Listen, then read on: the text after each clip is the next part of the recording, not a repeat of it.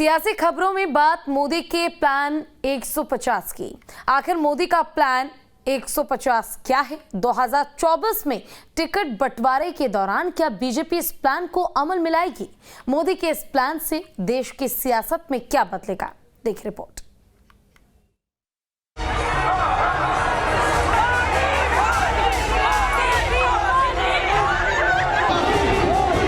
ये young India का ही जोश है जो हिंदुस्तान को चांद तक पहुंचा रहा है। युवा शक्ति में सामर्थ्य है और हमारी नीतियां, हमारी रीतियां भी उस युवा सामर्थ्य को और बल देने के लिए है।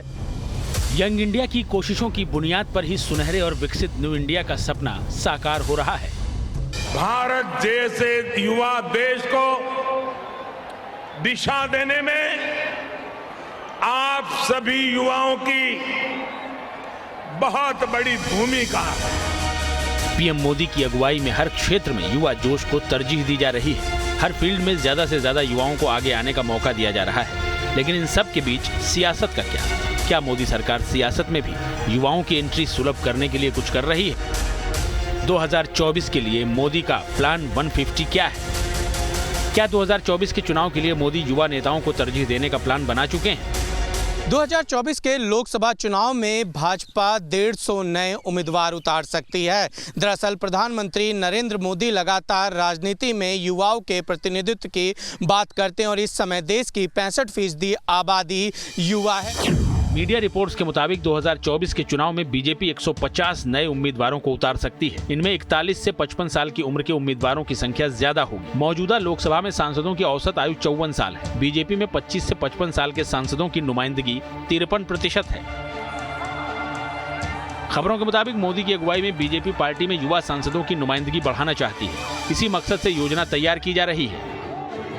भारतीय जनता पार्टी 2024 के लोकसभा चुनाव में 150 नए चेहरे उतारने पर विचार कर रही है। ऐसा कर वो लगातार तीसरी बार जब केंद्र में सत्ता की दावेदारी पेश करने जा रही है, वो पुराने चेहरों की जगह पे नए चेहरों को लोकसभा चुनाव के मैदान में उतारकर एंटी इनकम्बेंसी को काटने की कोशिश कर रही है।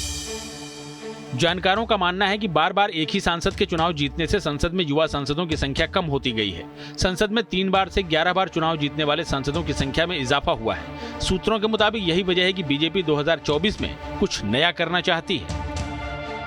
इस समय अगर बात की जाए तो ऐसे 68 सांसद हैं जो 3 बार चुनाव जीत कर आ चुके हैं। ऐसे में पार्टी हो सकता है कि उनका टिकट काट दे। इसके अलावा बात की जाए तो भाजपा ने पहले ही उम्र का पैमाना सेट किया हुआ है और 75 पार के जो लोग हैं उनको सक्रिय राजनीति से दूर रखा जा रहा है।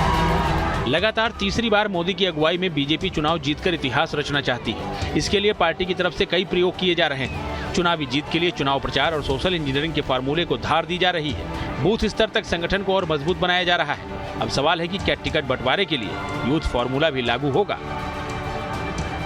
निशांत राय, न्यूज नेशन, दिल्ली।